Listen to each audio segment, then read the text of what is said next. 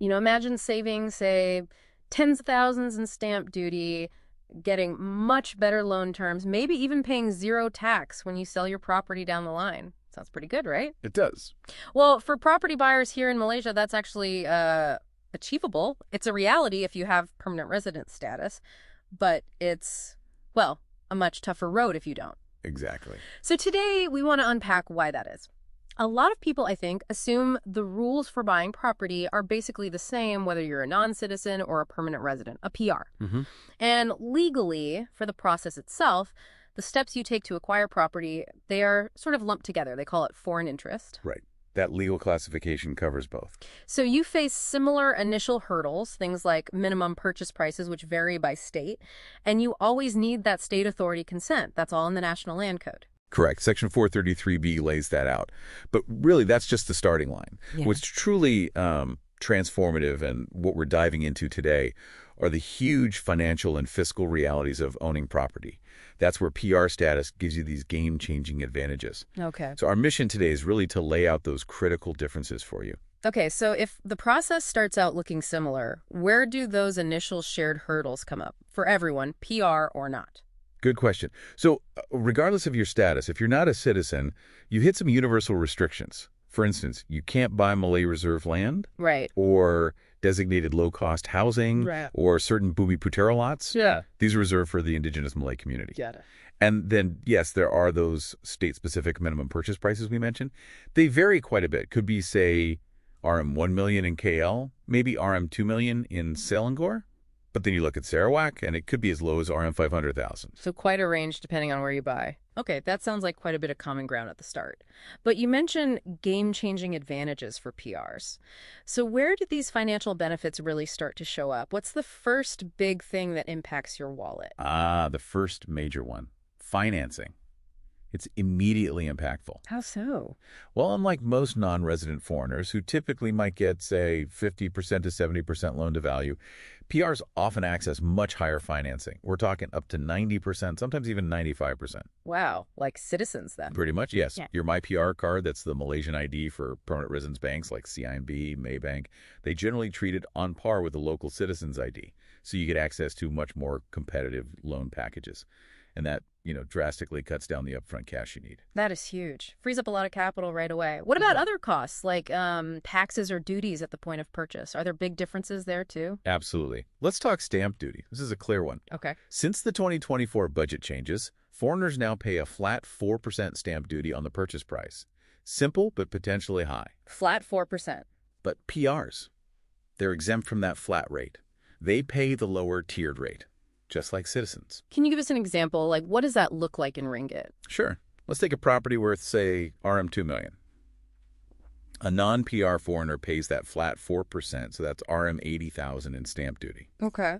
A PR, paying the tiered rate, would pay about RM 64,000 on that same RM 2 million property. So that's an immediate RM 16,000 saving, just like that. Exactly. An immediate RM 16,000 difference right at the point you buy. It's significant. 16 grand right away. Wow, that's powerful. But property is often a long-term game, right? Does this PR advantage carry through to when you eventually sell? Now here's where it gets really interesting for the long haul. Real property gains tax, or RPGT. RPGT, right. Heard about that. For foreigners, even if you hold the property for over 5 years and then sell, you still typically pay 10% RPGT on your profit. 10% even after 5 years? Yes. But for PRs, Get this. thanks to an amendment that kicked in January 1st, 2022, there's 0% RPGT on your gains if you sell after holding the property for 5 years. 0%. Zero. After 5 years. This is a massive long-term financial advantage. Imagine the savings on a property that's appreciated significantly over, say, 10 or 15 years. That could be huge sums of money. Absolutely. Hundreds of thousands, potentially. And just quickly, there's also rental income tax. PRs are usually tax residents, so they benefit from progressive tax rates on rental income, which are generally lower than the flat, say, 25–30% withholding tax often applied to non-resident foreigners. So the benefits just keep stacking up across the board: loans, stamp duty, capital gains, even rental income. Pretty much, yes. Okay, that makes a very compelling case for PR status if you're serious about property here.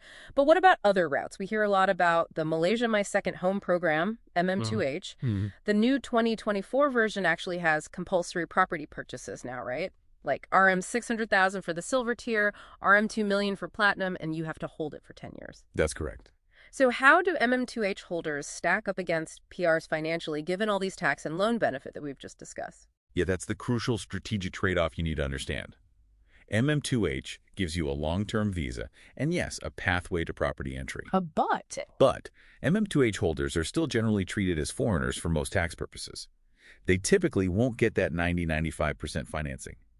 They'll likely pay the flat 4% stamp duty, and critically, they won't get that 0% RPGT after 5 years. Ah, okay. So PR status, while definitely harder to get, grants you something much closer to citizen status when it comes to all these vital financial aspects of property ownership. MM2H is a visa solution.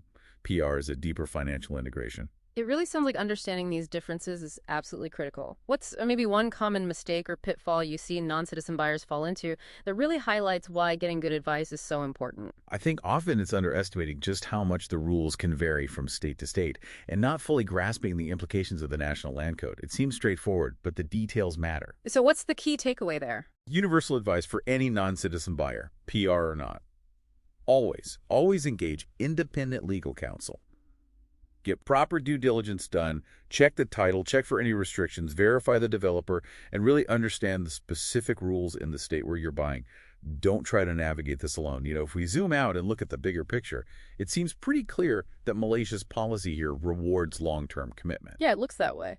Getting PR status isn't just about having the right to reside here long-term. It really becomes a core financial strategy if you're a property owner. Yeah. It affects everything from your initial loan right through to your final capital gains. So maybe a final thought for you listening.